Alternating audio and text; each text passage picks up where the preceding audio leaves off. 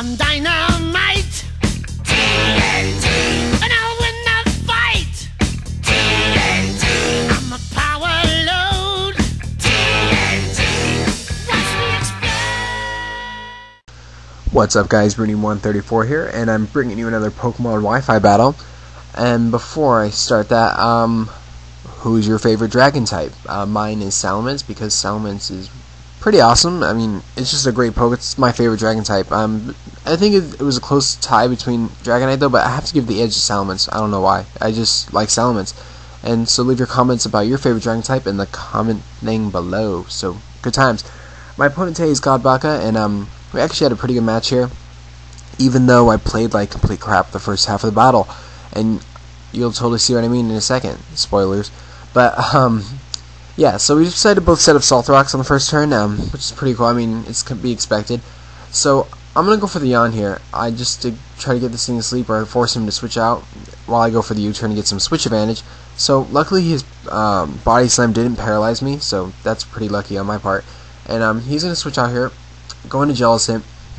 But since I went for the U-turn, I'm gonna be able to switch into a poke that can counter that really well, get out of my way early in the game. So that's awesome. Okay. So yeah, I U-turn out, go into my Breloom, because Breloom can outspeed this thing, and go for some Spore, and then substitute, and Focus Punch, Seed Bomb, the whole 9 yards. So he's gonna stay in, and leave in his Jellicent as Sleep Fodder, and I'm gonna go for the substitute on his switch, and he's gonna go into his Jirachi. Now, I know Jirachi can have the Fire Punch and all that, so I mean, if I do have a substitute up, I know I don't have to worry about it regardless, but you never can be too careful. So yeah, I set up my substitute, and he's in Jirachi now, and I'm gonna go for the Focus Punch. I know it won't KO because Jirachi is Jirachi, and it's freaking awesome. But his Fire Punch is gonna hit and break my sub. Unfortunately, that kind of sucks. But what are you gonna do?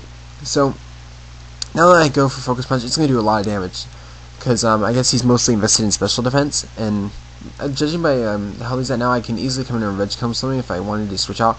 But what I should have done, I think, because I don't think a Fire Punch would have KO'd my Breloom. I really don't think it would have, but I could have been wrong, and I could have stayed in for some Seed Bomb. I mean, I don't know if it would have KO'd because Jirachi does resist that, but there could have been a chance that it finished it off. Because I mean, look how much Focus Punch did. I know Seed Bomb is pretty awesome. Also, I don't know. I could be wrong. So right here is where I start playing like shit, and I go to my Porygon 2, and I just decide to stay in and let him paraflinch me, even though I have like a Thundurus on this team that could take the Iron Head and like come in and deal some hefty damage. But I decided to just let him recover half his health. Like, I don't know what I was thinking. It was pretty stupid on my part. Looking back at this, watching this back is like, what the hell was I doing, right? So it's just awful. Like, look, I'm gonna let him recover like all his health back with leftovers. Like, I had him down to a point where I can revenge kill him with like almost anything, but I don't know. Like, I was not thinking. I don't know. So his body slam's gonna fish me off right here, and now I decided it'd be a good time to go into Thundurus after his health's recovered so much that a Thunderbolt or anything like that wouldn't even KO anyway. So yeah, stupid. So yeah, I hit him with a Thunderbolt. Judging by how much damage that had done, if I had just went out into him in the first place, like instead of like going into my Porygon 2, I would have been able to kill him because his health was low enough where a Thunderbolt would have KO'd right there. So that was really dumb, and I just am kicking myself right now because like these mistakes I'm making right here are just horrible. Like, I mean, this is just downright like ridiculous. So I'm gonna go. I'm just gonna let him kill me because awesome times, and he's gonna be over half health now because I'm an idiot, and I go into Crocodile. I'm gonna go for the Earthquake, and I know he has some pokes that are flying types, and I know that he'd probably predict me to not go for the Earthquake, so I go for the Earthquake. It was a risk. He could have went into a poke that was flying or something like that, because I am Choice Scarf, and I would have had to switch out again. But luckily, he goes into Conkeldurr, and I get him down to like a pretty almost half actually. After leftovers, it was about half damage, so that's pretty good actually for an Earthquake. Now I go into Uxie because I know he can resist the Dream Punch, and I'm just gonna go for the Psychic.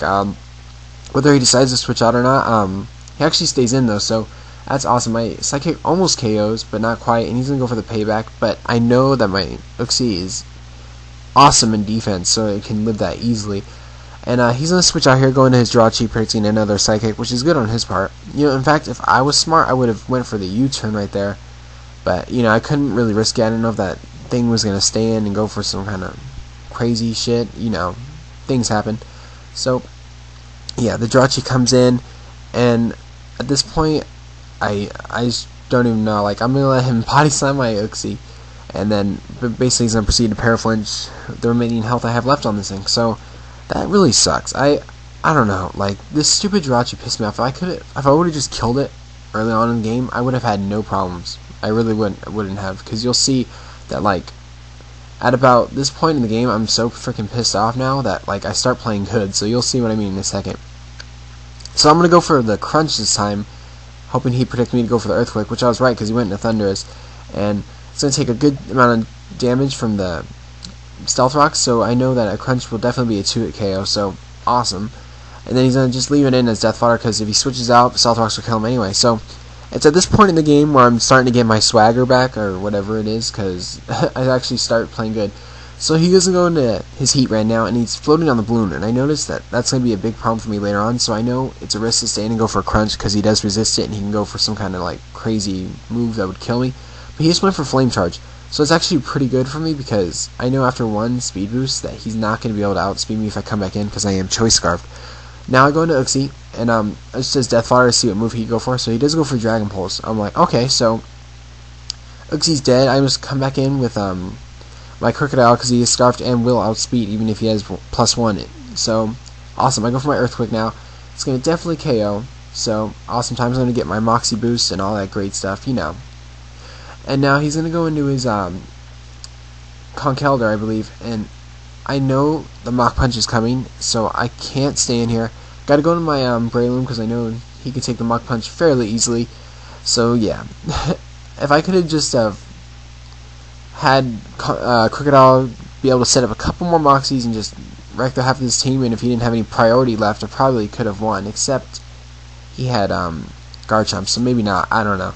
But I'm able to KO this stupid Conkeldurr with the Seed Bomb, and he's going to go into his Garchomp now, and I really couldn't like stay in or switch out here. I mean, there was nothing really I had to take an Outrage, so that's why I go into my Swellow, go for the Protect to burn out another turn of his Outrage, so hopefully he'll get confused this next turn instead of getting the 3 Outrages, and he does get confused, so that was awesome for me. So now I know he's probably going to switch out, predicting my Facade and go into Jellicent, but I mean, I couldn't really risk going for another move, so yeah, I have to go for the Facade. Now, right here, I probably could have switched out and went into Crocodile and tried to kill this thing, but I wasn't thinking. I kind of let Swellow kill himself with like the recoil on Brave Bird.